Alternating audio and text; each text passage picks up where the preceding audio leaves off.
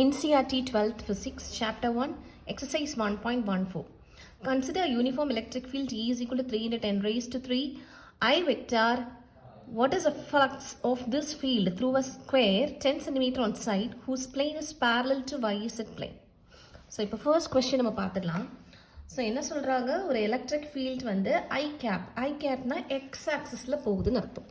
Jain போட்டிருந்தாங்கன்னா Y axis இப்படி போகுதுன்னு அர்த்தம் எலக்ட்ரிக் ஃபீல்ட். ஸோ இப்போது ஒய் இசட் எல்லாமே இருக்கிறதுனால நான் X Y and Z axis நான் வரைகிறேன்.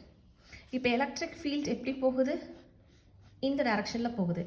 ஏன் எக்ஸ் டைரக்ஷன் ஐ கேப்னு போட்டால் எக்ஸ் டைரக்ஷனில் எலக்ட்ரிக் ஃபீல்ட் வந்து போகுது.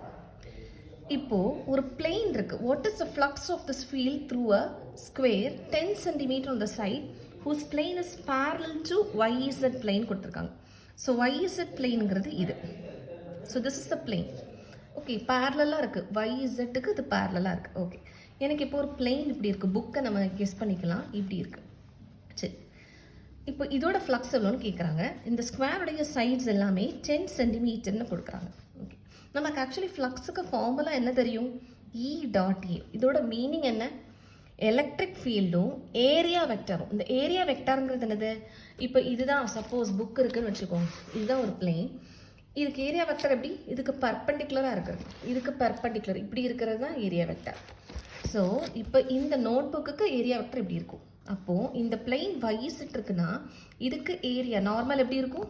இப்படி இருக்கும், Y ஆக்சிஸில் இருக்கும். இப்போ என்ன சொல்கிறாங்க, whose plane is parallel to YZ plane கொடுத்துட்டாங்க. ஸோ இதோட நார்மல் எப்படி இருக்கான்? எக்ஸ் ஆக்சிஸ்க்கு பேரலாக இருக்குது. ஸோ நம்ம நார்மலாக EA cos தீட்டான்னு தானே போடுவோம். இப்போ பேரலாம் என்ன சொல்லுவோம்? Theta is 0 டிகிரியா?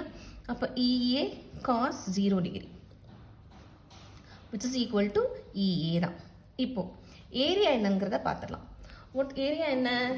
Area of square அப்படிங்கிற போது ஏ ஸ்கொயர் விடுவோம். இப்போ ஏவுடைய சைடு, ஏரியா ஆஃப் ஸ்கொயருடைய சைடு எவ்வளவு? 10 cm. அப்போது ஈங்கிறத 3 × 10⁻³ போட்டுறேன்.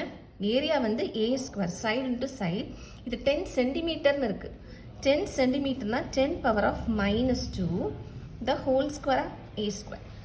அப்போது 3 × 10⁻³ into 100 × 10⁻⁻4. இது 2 வருமா? 100ங்கிறது 10⁻2 போட்டுக்கலாம். So 3 + 2 is 5. 5 - 4 is -1. ஸோ 3 × 10 வரும். ஓகே, ஸோ 3 × 10 இதுதான் வந்து ஃப்ளக்ஸ். ஃப்ளக்ஸுடைய யூனிட் என்ன? Newton per coulomb metre square. So இதுதான் ஃப்ளக்ஸோடைய ஆன்சர். ஏ கொஸ்டினுடைய ஆன்சர். புரியுதா? இப்போ பி பார்ட் பார்க்கலாம். கொஸ்டின் என்ன? What is a flux through the same square if the normal to its plane makes an angle 60 degree. So இப்போ வந்து நம்ம நார்மல்னு கொடுக்காம பிளெயின்னு சொன்னதுனால நம்ம என்ன பண்ணோம்?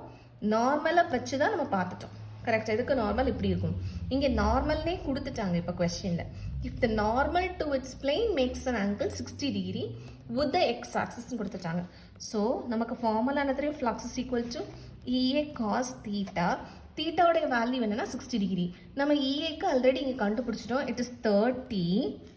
cos தீட்டா அப்படிங்கிற போது cos 60 டிகிரி. ஸோ cos 60 என்ன? It is 1/2. So it is equal to 15. Unit என்ன? Newton per coulomb metre square. So இதுதான் பி ஆப்ஷன். ஸோ ஃபர்ஸ்ட் ஆப்ஷனுடைய answer 30 newton per coulomb metre square and second ஒனுக்கு 15. So இவ்வளோ தான். Thank you.